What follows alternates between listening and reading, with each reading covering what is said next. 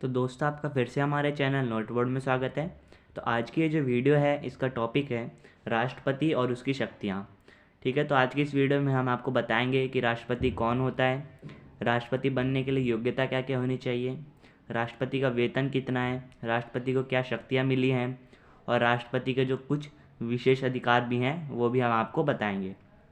ठीक है, और पूरी वीडियो देखिएगा एंड तक। और वीडियो के एंड में आपके लिए एक छोटा सा क्वेश्चन है, आशा करता हूँ आप सभी को उसका आंसर पता होगा, तो आप प्लीज़ कमेंट में उसका आंसर देना मत भूलिएगा। ठीक है, तो चलिए वीडियो शुरू करते हैं। तो सबसे पहले तो सवाल होता है कि राष्ट्रपति कौन है। तो राष्ट्रपति देश का संवैधानिक प्रधान होता है, यानी संविधान के अनुसार देश का जो प्रधान है वो राष्ट्रपति होता है। ठीक है, राष्ट्रपति अपनी शक्तियों का उपयोग मंत्रिमंडल के सलाह से करता है। देखो, आपको पता होगा कि मंत्रिमंडल होता है, राष्ट्रपति जो है अपनी जितनी भी शक्तियां हैं उसका उपयोग मंत्रिमंडल से सलाह लेकर ही करता है। ठीक है, फिर राष्ट्रपति की स्थिति क्या है वो देख लेते हैं। भारत की कार्यपालिका का अध्यक्ष राष्ट्रपति होता है। भारत की जो कार्यपालिका है उसका अध्यक्ष राष्ट्रपति होता है। भारत के राष्ट्रपति की तुलना ब्रिटेन के सम्राट से की जा सकती है। जिस प्रकार जैसे ब्रिटेन में सम्राट है, उसी तरह भारत में यहाँ पे राष्ट्रपति है। ठीक है, तीसरा पॉइंट है, कार्यपालिका की सारी शक्तियाँ राष्ट्रपति में निहित है। ठीक है, चौथा पॉइंट, भारत का पहला नागरिक राष्ट्रपति होता है। ये आपको इम्पोर्टेंट याद रखना पड़ेगा कि भारत का जो पहला नागरिक है राष्ट्रपति, यानी राष्ट्रपति को भारत के पहले नागरिक के रूप में मान्यता दी गई है। ठीक है, पांचवा पॉइंट है, भारत की तीनों सेनाओं का सर्वोच्च सेनापति राष्ट्रपति होता है। भारत की जो तीनों सेनाएं हैं, वायुसेना, थल सेना और जल सेना, ठीक है, इन तीनों का जो सर्वोच्च सेनापति होता है वो राष्ट्रपति होता है। ठीक है, आगे चलते हैं। राष्ट्रपति पद के लिए योग्यता क्या क्या चाहिए। तो संविधान के अनुच्छेद 58 में राष्ट्रपति की योग्यता के बारे में जानकारी दी गई है।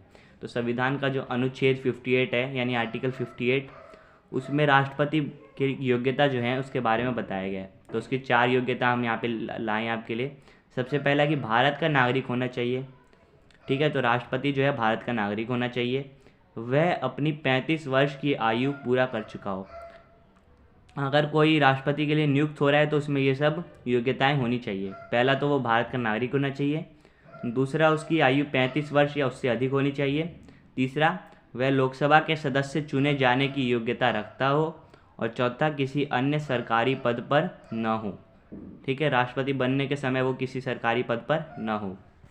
ठीक है, अब चलते हैं राष्ट्रपति के वेतन और भत्ते। राष्ट्रपति का महीने का वेतन 5 लाख होता है। ठीक है, हर महीने 5 लाख रुपए राष्ट्रपति को वेतन मिलता है। दूसरा पॉइंट क्या है, राष्ट्रपति के वेतन पर टैक्स नहीं लगता। ठीक है, तीसरा, राष्ट्रपति को मुफ्त आवास स्थल और अन्य भत्ते दिए जाते हैं। राष्ट्रपति को आवास स्थल मुफ्त मिलता है और अन्य भत्ते दिए जाते हैं। तो यानी कि राष्ट्रपति को जो राष्ट्रपति भवन है वहाँ पे मुफ्त में रहने को दिया जाता है। ठीक है, आप जानते हो कि राष्ट्रपति भवन के बारे में, दिल्ली में जो स्थित है। फिर चौथा पॉइंट है, राष्ट्रपति के कार्यकाल के दौरान उसका वेतन और भत्ते में किसी तरह की भी कमी नहीं की जा सकती। ठीक है, यानी उसका जो वेतन है 5 लाख, वो उसके कार्यकाल के दौरान 5 लाख ही रहेगा। ठीक है, उसमें कमी नहीं हो सकती, और जो उसको भत्ते दिए जाते हैं उसमें भी कोई कटौती नहीं की जा सकती। ठीक है, पांचवा पॉइंट क्या है, राष्ट्रपति की वार्षिक पेंशन 18 लाख रुपए तय की गई है। ठीक है, तो हर वर्ष जो पेंशन मिलेगी राष्ट्रपति को वो 18 लाख रुपए होगी। ठीक है, अब चलते हैं राष्ट्रपति की शक्तियाँ। तो राष्ट्रपति की शक्तियाँ जो हैं इस वीडियो में विस्तार से हम आपको बताएंगे, सारे आपको पॉइंट्स क्लियर हो जाएं, इसलिए पूरी वीडियो एंड तक देखिएगा। ठीक है, तो सबसे पहली जो शक्ति है वो है कानूनी शक्तियाँ। राष्ट्रपति को कानूनी शक्तियाँ दी गई है। कौन कौन सी? पहला है, संसद द्वारा पास किए गए विधेयक को मंजूरी देना। ठीक है, संसद से जो पास होता है विधेयक उसको मंजूरी देना।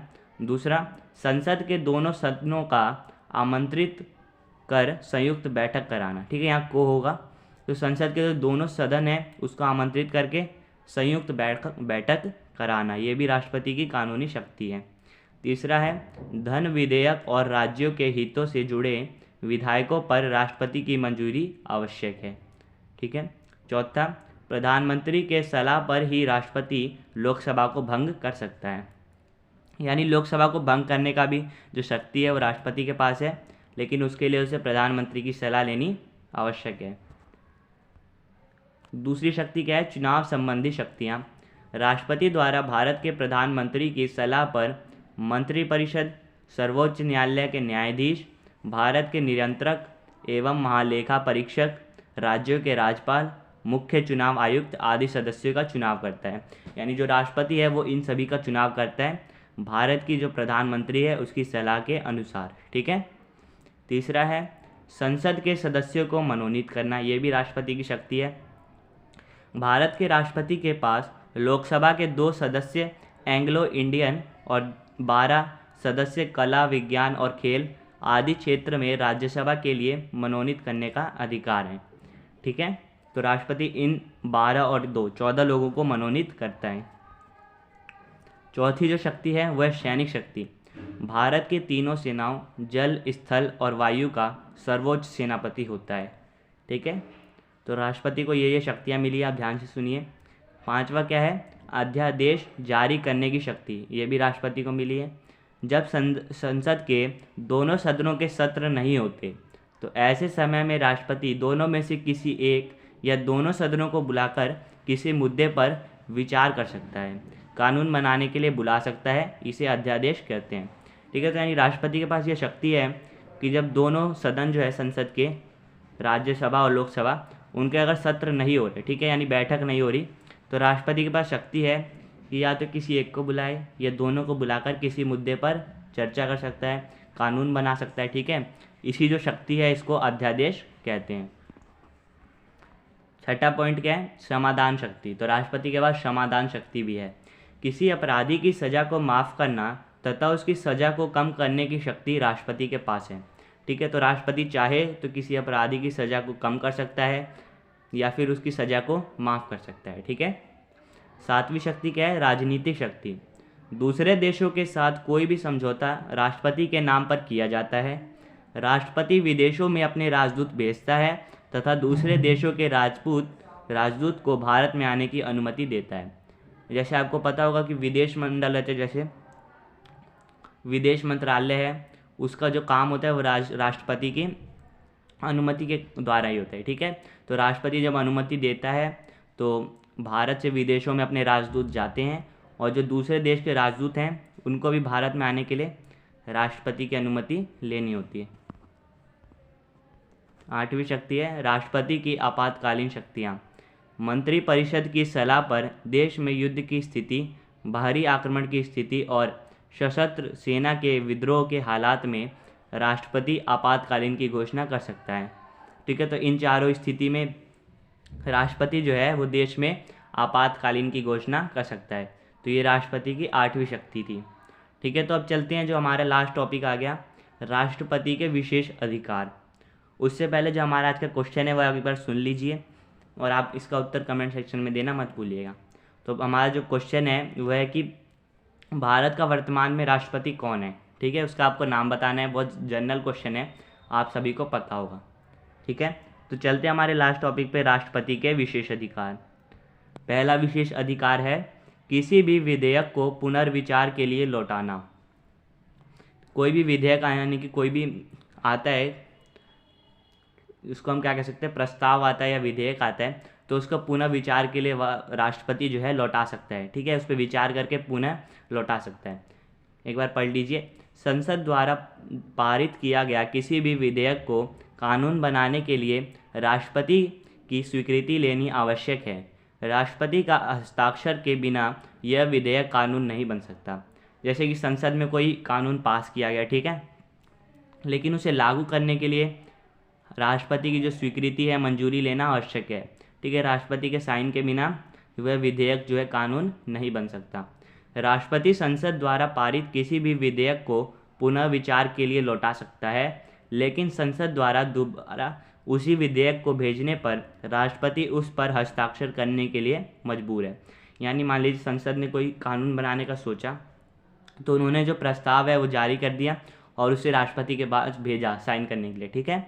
तो राष्ट्रपति क्या कर सकता है कि उसे पहली बार तो लौटा सकता है विचार करने के लिए, लेकिन जब संसद दूसरी बार उसे वापस वो विधेयक भेजेगा तो राष्ट्रपति को उसे मजबूरन उस पर हस्ताक्षर करने पड़ेंगे। ठीक है। दूसरा जो विशेष अधिकार है वो है वीटो, पॉकेट वीटो। अनुच्छेद 111 के तहत अब ये क्या है, राष्ट्रपति को अनुच्छेद 111 के तहत पॉकेट वीटो की शक्ति दी गई है, जिसका उपयोग करके वह अनिश्चित काल तक किसी भी विधेयक को अपने पास रख सकता है। यानी कि कोई भी जैसे प्रस्ताव है या कानून बनने के लिए जो पारित होने वाला कानून है, जिसके लिए राष्ट्रपति को हस्ताक्षर करने पड़ते हैं, तो राष्ट्रपति के पास ये शक्ति है कि उसे अनिश्चित काल के लिए यानी कितने भी समय के लिए वो अपने पास रख सकता है। ये भी जो है राष्ट्रपति के विशेष अधिकार है, और ये किसके तहत है, अनुच्छेद 111 के तहत। ठीक है। तीसरा पॉइंट है, आखिरी पॉइंट, प्रधानमंत्री की नियुक्ति से संबंधित अधिकार। यानी प्रधानमंत्री की जो नियुक्ति होती है उससे भी संबंधित कुछ अधिकार जो हैं वो राष्ट्रपति के पास हैं। औपचारिक तौर पर प्रधानमंत्री की नियुक्ति राष्ट्रपति करता है जब वह लोकसभा में बहुमत दल का नेता होता है। तो जो बहुमत दल होता है उसका जो नेता होता है राष्ट्रपति, तो वो क्या करता है, प्रधानमंत्री की नियुक्ति करता है। लेकिन उस स्थिति की कल्पना करें जब लोकसभा में किसी दल को बहुमत ना मिले और गठबंधन बनाने के बाद भी 2 या 3 नेता प्रधानमंत्री पद की दावेदारी करें। ऐसा होता है बहुत बार, जब गठबंधन सरकार बनती है तो 2 या 3 दल मिलकर जब गठबंधन सरकार बनाते हैं तो उनमें 2 या 3 जो नेता होते हैं उनकी दावेदारी होती है प्रधानमंत्री पद के लिए। तो ऐसी स्थिति में क्या होता है, राष्ट्रपति अपनी बुद्धि का, विवेक का प्रयोग करके मुख्यमंत्री को नियुक्त कर सकता है। ठीक है। तो ऐसी स्थिति में राष्ट्रपति अपने विशेषाधिकार का प्रयोग करता है और अपने विवेक के आधार पर प्रधानमंत्री की नियुक्ति करता है। ठीक है। तो ये भी बहुत इंपॉर्टेंट पॉइंट है कि जब गठबंधन सरकार बनती है और जब बहुत सारे 2 या 3 नेता जो होते हैं वो प्रधानमंत्री पद के दावेदार होते हैं, तो राष्ट्रपति के पास अपना विशेष अधिकार है कि वो अपने आधार पर, अपनी बुद्धि के आधार पर उसे जो सही लगे वो उस प्रधानमंत्री की नियुक्ति कर सकता है। ठीक है। तो होप आपको वीडियो अच्छी लगी। अगर वीडियो आपको कुछ समझ नहीं आए कोई टॉपिक, तो प्लीज़ वापस उसी वीडियो को शुरू करके उस पॉइंट से देख लीजिए, क्योंकि हमने आपको अच्छे से समझाने का प्रयास किया है। और अगर आप चैनल पे नए हैं तो प्लीज़ सब्सक्राइब कीजिए और चैनल को दोस्तों के साथ शेयर भी कीजिए। आपसे फिर मिलेंगे नेक्स्ट वीडियो में, तब तक के लिए bye bye, see you again, thanks for watching.